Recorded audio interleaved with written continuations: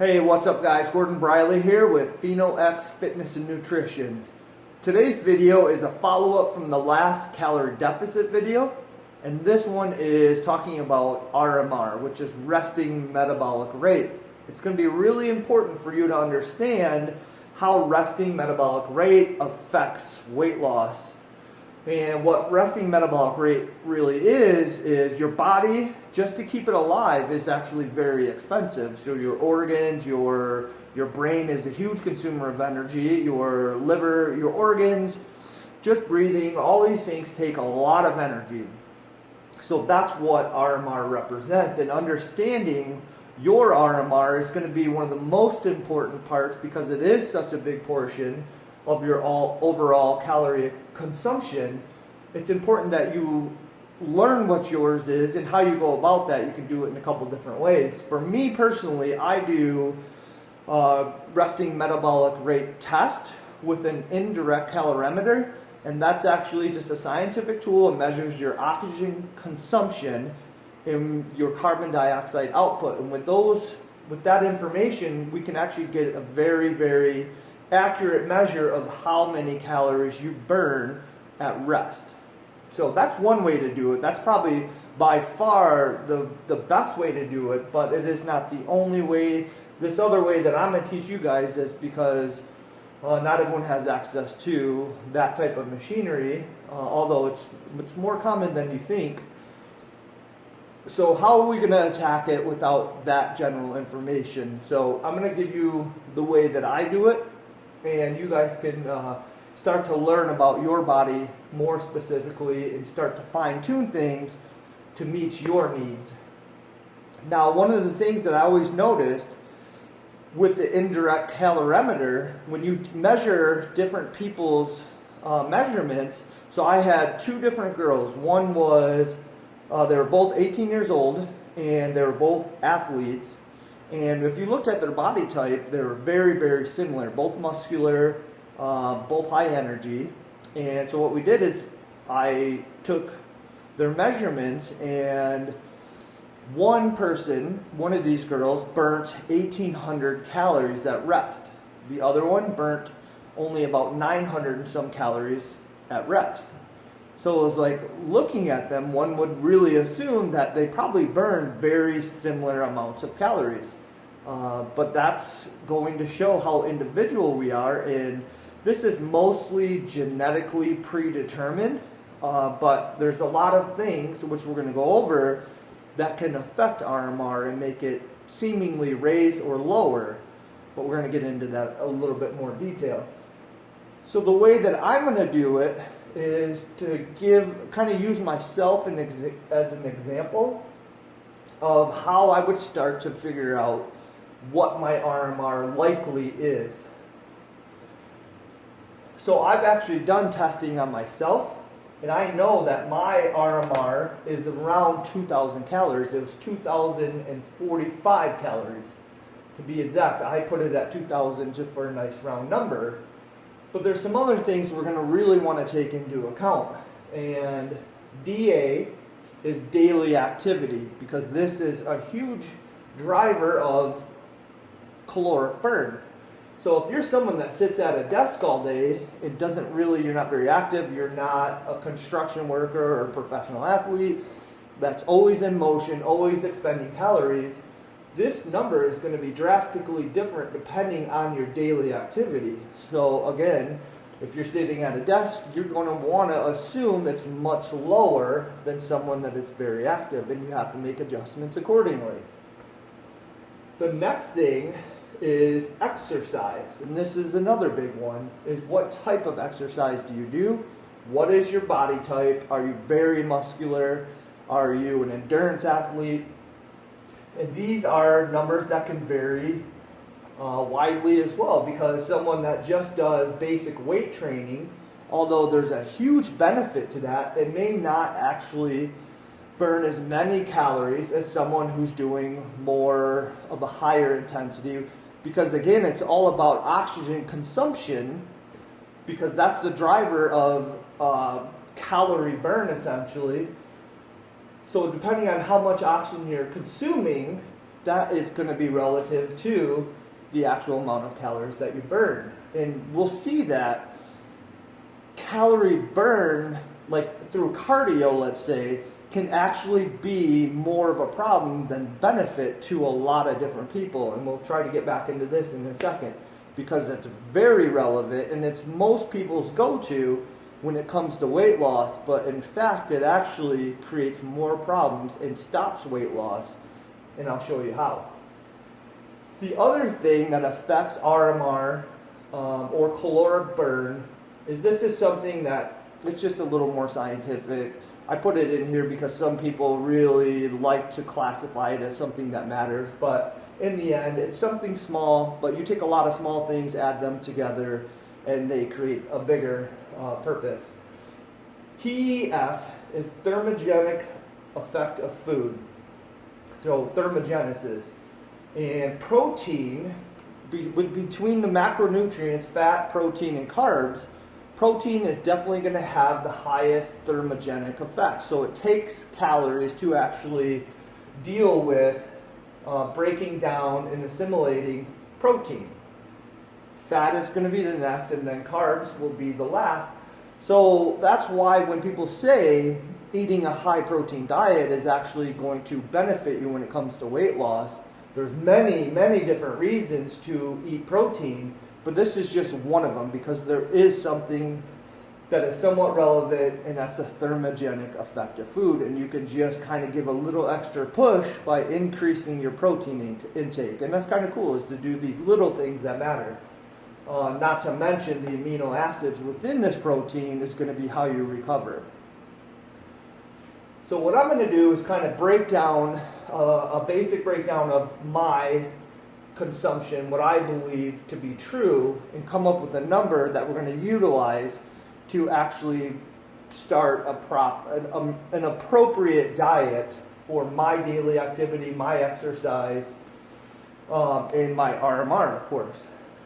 So my RMR, I know through the testing that I did, is 2,000 calories. So 2,000 calories. My daily activity, I'm building different exercise equipment. I'm always moving. I'm on the run. I exercise. So my daily activity is 1,000 calories. So if we add the 2,000 plus 1,000 for daily activity, that's 3,000 calories altogether. So that's going to take 3,000 calories. I have to consume that 3,000 calories to maintain my current weight. And that's really important. So what we want to do is create a calorie deficit. And that's what the last video was about, is how to create that calorie deficit. So I am creating a deficit of 1,000 calories. And I can do that a number of ways. And I can do that through exercise, or I can do that through diet, through nutrition. And to be honest, the best way to do it is to eat all 3,000 calories through nutrition, and then through your diet, and then actually burn off, if you can, 1,000 calories through exercise, because that eating all of your food equals all these different amino acids, vitamins, minerals, all these different things that are really important components to vital health. So eat your calories and then exercise it away is a better way to do it, but otherwise you could subtract 500 calories, so creating a calorie deficit through your diet, or lack of diet, and then exercise 500 calories away. And then, so all these calorie trackers and stuff like this is something that we should talk about in the future. Those massively overestimate the amount of calories that you burn through exercise. So I would always subtract some basic calories from what your different apps will tell you that you burn through exercise. So most females, I would say between 300 to maybe 500 would be a really high number. And then males with a decent amount of muscle, between 600 and 900, if you're 900 being the higher intensity. So just kind of using some general numbers may help. avoid some of that overestimation. So again, we created 1,000 calorie deficit through exercise and food. We're now at 2,000 net. And that is 1,000 calorie deficit. There's 3,500 calories in 1 pound of fat. So every 3.5 days, we should lose a pound of fat. And all that information is located in our calorie deficit video. So one of the things that we talk about is your RMR, when you're doing certain things, can be affected. It can raise and lower. And a lot of people like to say, well, you enter a starvation mode. And although I agree with that in some principles, it's kind of a little more dynamic than that. And I want to kind of give some general ideas, the main things that's actually being affected to create that change in energy distribution. And then we're going to go into some of the things that you're going to want to look for, kind of categorize yourself to have a good place to start. So when we say starvation mode or your RMR has been lowered likely, again in the other video we described this, what is really happening? So what's truly happening is these things are being affected. Your thyroid function, your thyroid hormone is often, if you're getting undernutrition, you're not getting enough food, enough vitamins, minerals, overall calories, the thyroid is really going to distribute energy. And you will see a reduction in the thyroid hormone, which is ultimately going to lower your energy distribution. So you're gonna consume, or you're gonna burn less energy at all times, and that's through that function. So a lot of thyroid issues, and that's why people that have hypothyroid tend to gain weight, and that's because there's a reduction in the way that process works through that actual hormone. So the next thing that you're going to see is if you've been under eating, you're going to see a loss of muscle, and that would be chronic. Short term, it's not that big of a deal. That's in some ways the function of fasting, which we'll definitely get into that more.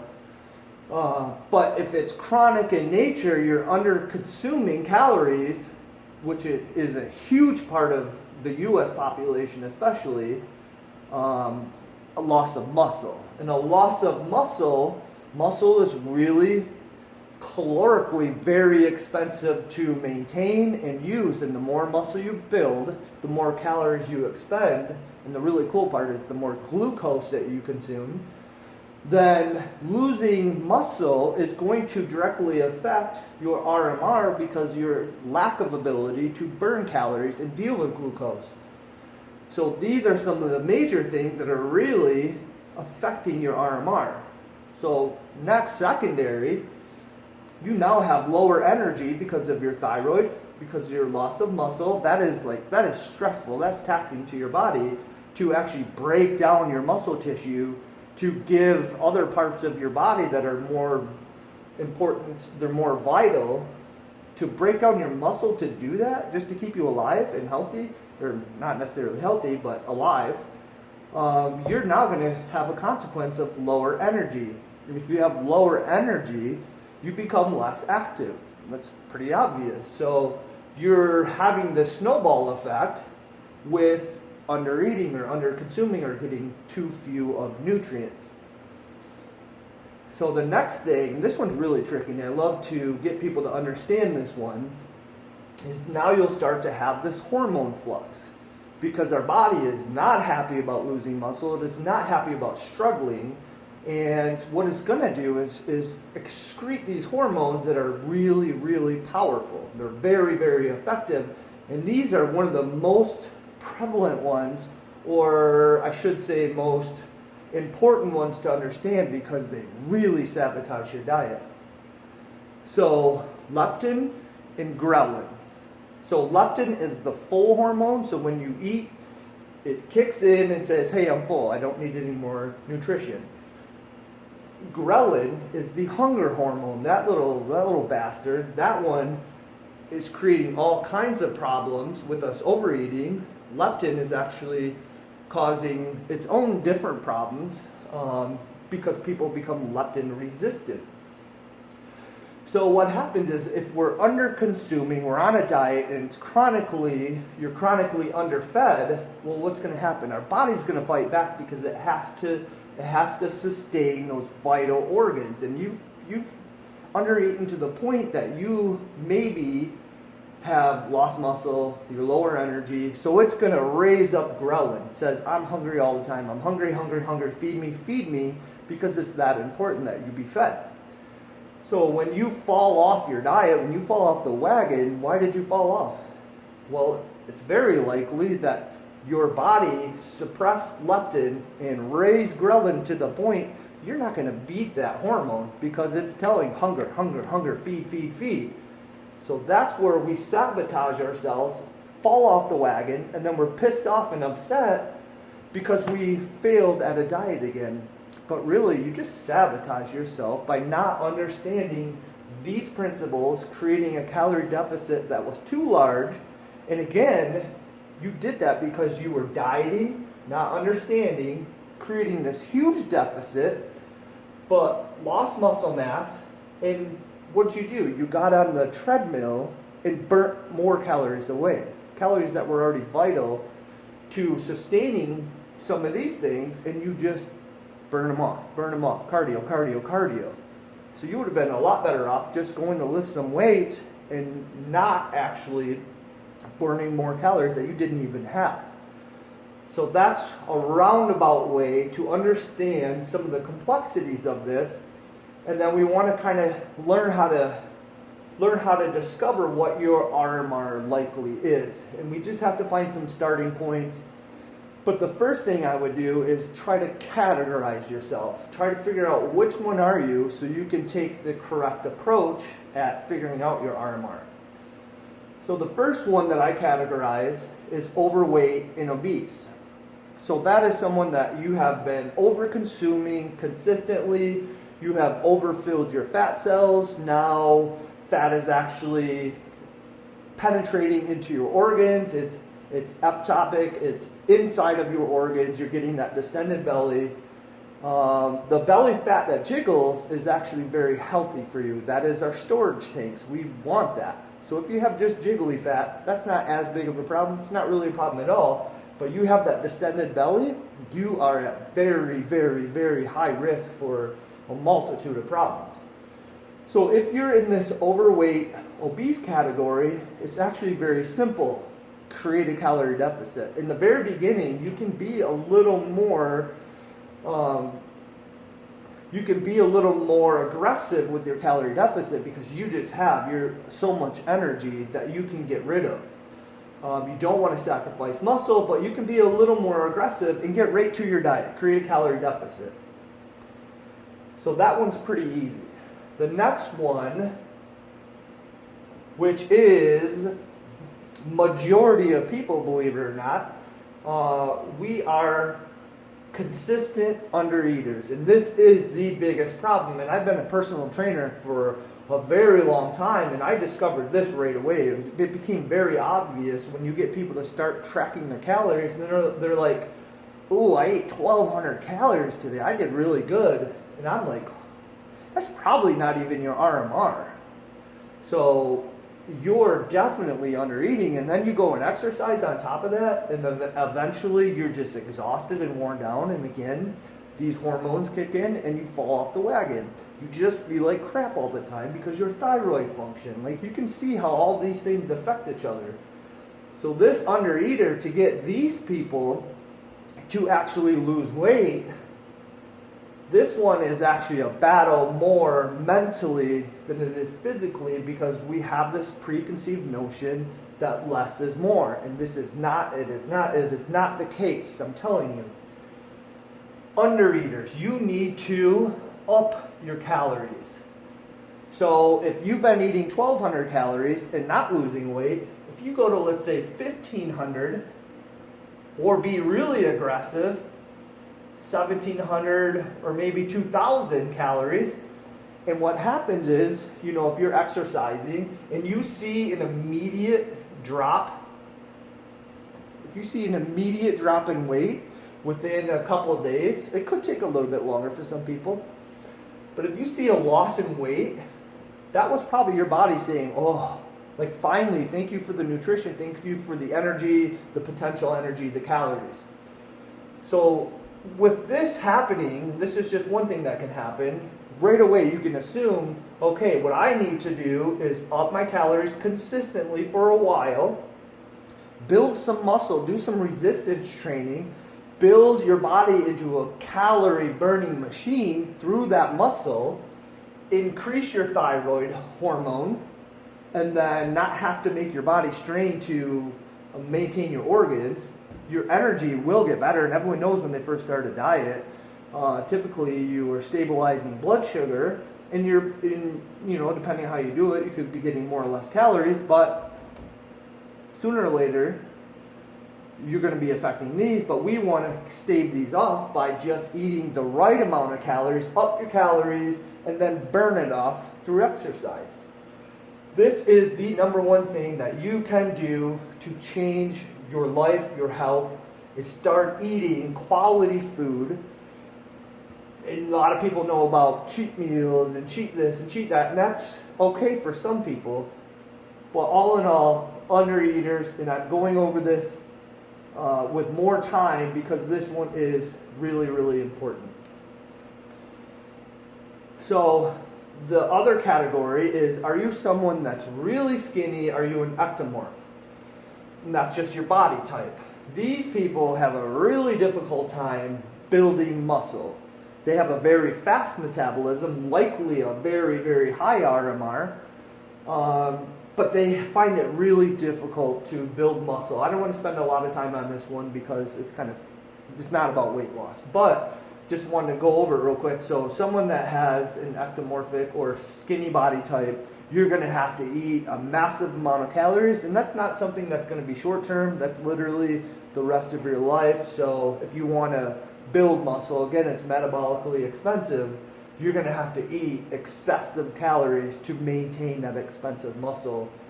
And as soon as you stop doing it, you potentially will risk losing that muscle. So know what you're getting into and know what it's going to take. Now what we want to do is assess the outcome. And this kind of goes back to what I was saying, did upping my calories result in increased energy, gaining of muscle mass? And again, it's mental that you have to overcome, because all of a sudden you add these extra calories, extra nutrition, and you start resistance training, everything gets better. So you will actually grow muscle mass, and it grows very, very, very quickly if you have this excessive calories. So that will offset the scale. So at the same point you're gaining muscle, you're also losing fat, but you end up back in the same place when it comes to the scale, but you're not in the same place metabolically. So know that for a while, when you just get into it, you're going to build muscle, and it's going to outpace weight loss. At a certain point, with all this new muscle mass, you're going to start losing weight, and this is going to taper off a bit, slow down, and then all of a sudden you're just going to have weight loss, weight loss, weight loss. And how long it lasts is ultimately up to a few things. Your hormone function, your genetics plays a role in it. We kind of have a metabolic set point, and our body will find ways, these guys, to kind of get us back to a certain point, a homeostatic set point. So that is kind of genetically, you have to be at this point. This is where we have to learn really, really advanced strategies to kind of trick this to keep going and get really lean, because these hormones are so powerful. So my strategy when we're assessing the outcome is start with a number, figure out what category you're in, and if you're undereater, increase your calories, and maybe have to keep going, and all of a sudden you see weight loss. Well, we know that you're probably somewhere close to where you need to be. So I would say take at least a month and a half, and this is where being patient, I know it's probably not your thing. Be patient, build muscle mass. It's going to end up producing much, much better results in the end. So if we up our metabolism, by adding muscle mass. We have a new starting point metabolically. So now we're here. Now we're going to create a calorie deficit, maybe a little more aggressive because you have this new muscle mass and you're not starving. You're not affecting these yet. But if you do it for too long, you're going to affect these. So what do? We stop, take a little break, increase our calories again. At that same time, I would probably go back and do more of a resistance training routine. So eat more calories, eat, and that's that cheat meal. You don't have to necessarily eat crappy food. You can just do high calorie, really good food. Or for someone that's not going to fall off the wagon, you have good self-control, yeah, eat some pizza, eat whatever you want temporarily, very temporarily, maybe a week or so. So up, drive some of these back up, a temporary bump. Then we're going to go hard again. We're going to be super consistent with our diet. And then, how long this lasts is kind of independent to your body. You start to feel like crap, maybe take some days off. But again, that's what these can represent, not necessarily food, but maybe it's rest. If you're someone that's really going hard, maybe rest and up your calories at the same time. So we're going to bump back up, change your exercise back to resistance training, and then we can start losing weight again. If we just diet, that's all we're doing, and you get all of these different things happening. You crash and burn. We don't want to do that. So this is my strategy, zigzag. In another video, getting a little more complex, we'll talk about macro manipulation. And if you guys are watching these videos and starting to implement these different things, then all of a sudden you're going to see really, really amazing results because you're attacking all these little individual points. So for now, this is kind of a basic, semi-basic, I guess it's a little bit complex, but it's to gain an understanding of how you affect RMR, categorize yourself, and attack that. So I'm going to stop it there. It's already a lot of information, but what I want you guys to do is now ask questions about this because I don't cover every single little detail because it's impossible. But now you can ask me questions to get further your education and maybe some things that I didn't cover perfectly or you just want to know more about this. And I'm perfectly fine teaching you guys. That's what I'm here for. So this is what I love to do. So let me know if you have questions, and thank you for watching. Hopefully you guys, if you're on YouTube, subscribe, like, and we can help more people get healthy and get in shape and start looking and feeling good.